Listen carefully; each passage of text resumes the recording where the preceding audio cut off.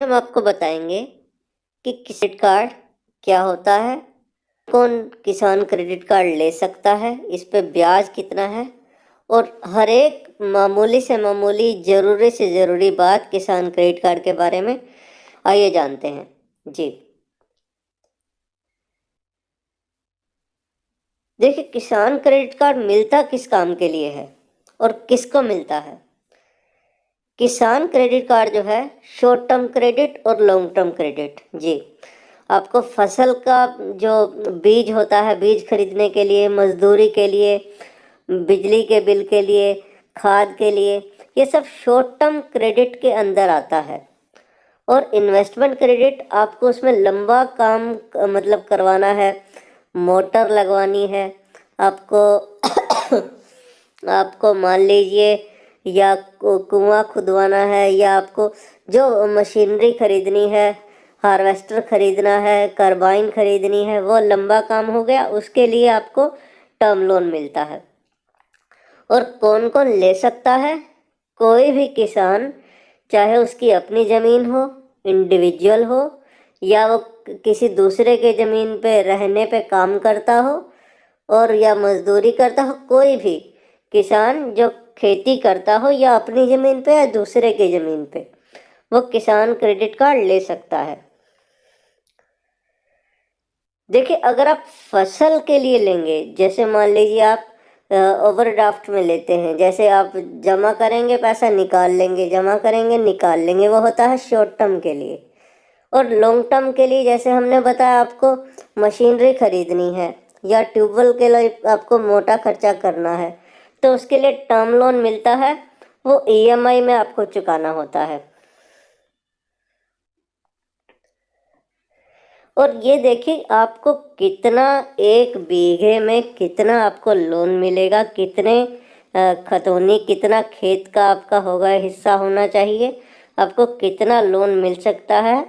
वो district level पे, taluka level पे, तहसील लेवल पे एक कमेटी होती है जो हर साल आपके एरिया में एक अमाउंट निर्धारित करती है कि आपको एक बीघा पे इतना लोन मिल सकता है एक साल में। जी ये देखिए, ये डिस्ट्रिक्ट लेवल टेक्निकल कमेटी होती है जो डिस्ट्रिक्ट में, तालुका में, सब डिवीज़न में, तहसील में ये सब निर्धारित करती है कि आपको कितना लोन मिल सकता है। फिर एक केसीसी कितने समय के लिए मिलता है? जो मैक्सिमम टाइम जो रहता है एक केसीसी का, वो रहता है 5 साल। जी पर हर साल ये है जो आपका जो केसीसी का है रिन्यूअल होता है, हर साल आपको रिन्यू कराना होता है ये, और हर साल आप उसमें 10% की वृद्धि भी करवा सकते हैं। जी क्योंकि जैसे जैसे महंगाई बढ़ती है, इसमें महंगाई के दर को 10% से आंका जाता है कि हर साल 10% महंगाई बढ़ जाएगी, तो इसीलिए जो रेट आपका आज डिसाइड हुआ, अगले साल उसमें 10% बढ़ा के आपको लोन मिल सकता है। पर आप ये जानिए कि अगर आप उसमें हर साल केवल ब्याज ब्याज ही जमा कराते रहेंगे, तब भी आपका खाता सही चलता रहेगा और आप हर साल बढ़े हुए अमाउंट पे ऋण के हकदार बन जाएंगे और आप उसका फ़ायदा उठा सकते हैं। जैसे आपने मान लीजिए इस साल 1 लाख रुपए लिया, अगले साल आपको 1 लाख का जो ब्याज है, जो ब्याज हम आगे डिस्कस करेंगे कि अगर वो ब्याज आप समय से चुकाते रहते हैं तो आपको उसका फ़ायदा मिलेगा। और ये देखिए, सरकार ने जो है छोटे किसानों के लिए सबवेंशन स्कीम का भी जो है वो निर्धारित किया हुआ है कि छोटे किसानों को ही ब्याज का फ़ायदा मिले। वो कैसे होता है?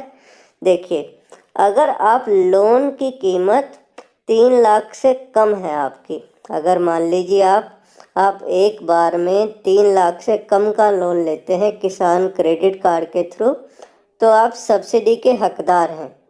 जो ब्याज है आपका सबसे कम लगेगा, और वो लगेगा केवल मात्र 4%। जी आपका लोन अमाउंट अगर किसान क्रेडिट कार्ड में 3 लाख से नीचे का है तो आपको मात्र 4% का ब्याज ही देना होगा। आप ये सोच सकते हैं कि छोटे किसानों के लिए कितने राहत का काम है। और अगर मान लीजिए आपका लोन अमाउंट 3 लाख से ज़्यादा है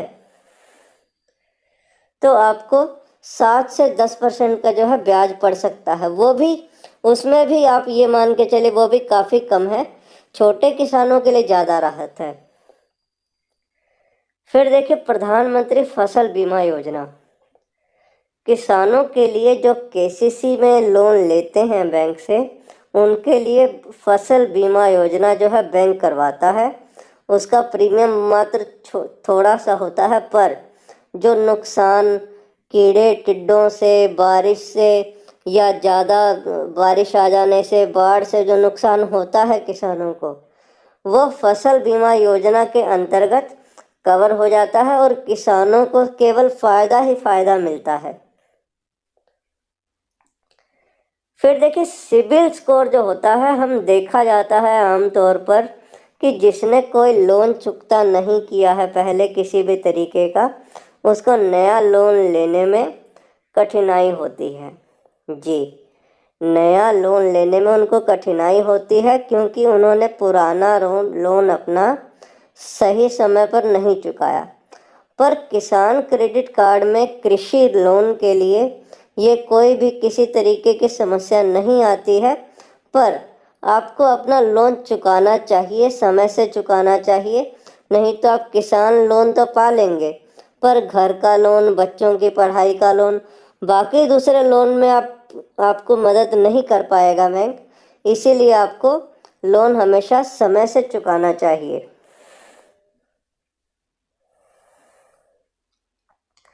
देखिए जैसे हमने चर्चा की कि लोन अमाउंट अगर आपका 3 लाख से कम का है तो आपका ब्याज रहेगा 4%, और अगर आपका लोन अमाउंट 3 लाख से ज़्यादा का है तो आपका ब्याज की दर रहेगी 7 से 10%।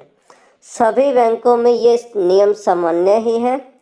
आप चाहे स्टेट बैंक लगा लीजिए, पीएनबी लगा लीजिए, बैंक ऑफ बड़ौदा लगा लीजिए, इंडियन बैंक लगा लीजिए, कोई भी, यह नियम मान्यता सभी बैंकों में बराबर ही है।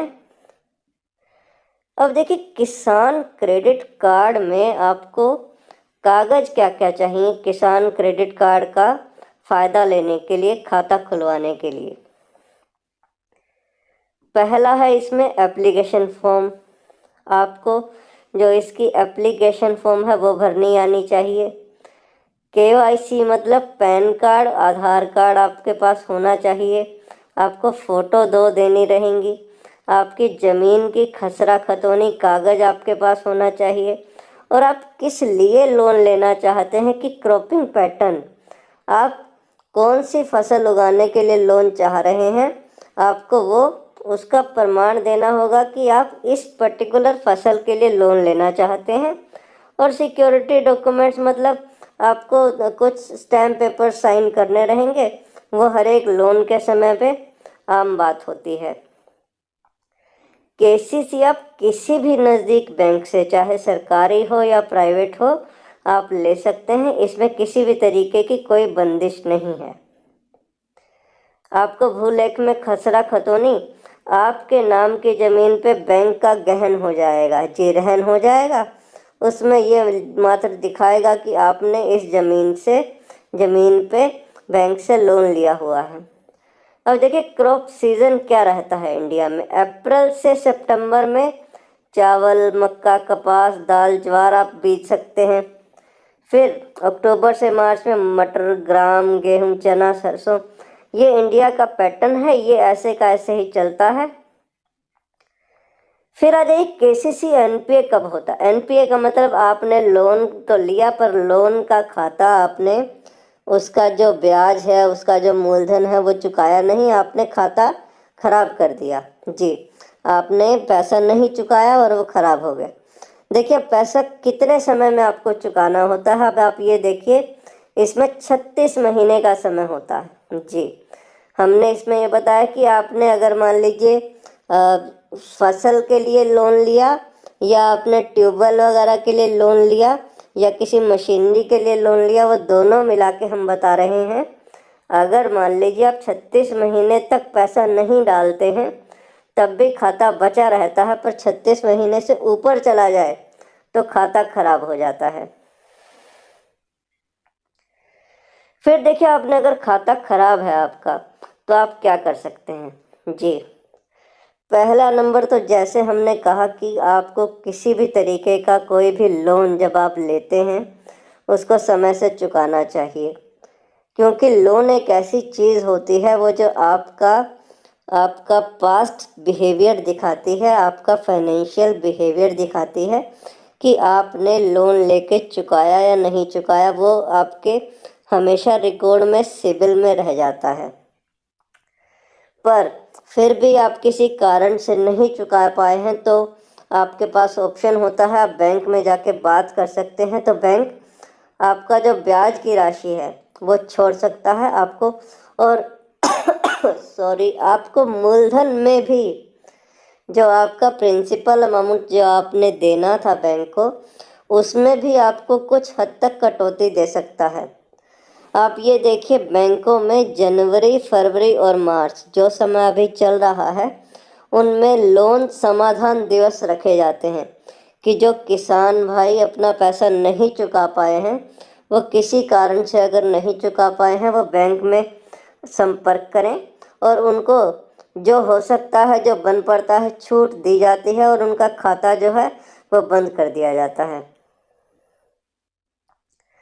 उम्मीद करते हैं ये वीडियो आपको जानकारी भरी लगी होगी, तो आप इस जानकारी को अपने व्हाट्सएप ग्रुप में ज़रूर शेयर करिए, ताकि ये जानकारी सिर्फ आप तक ही ना रहे, आपके दूसरे साथी भी इस जानकारी का फ़ायदा उठा सके। और हमारे चैनल को भी ज़रूर सब्सक्राइब करिए, क्योंकि हम बैंकिंग से रिलेटेड, लोन से रिलेटेड, इन्वेस्टमेंट से रिलेटेड सारी इसमें वीडियोस हमारे पास हैं।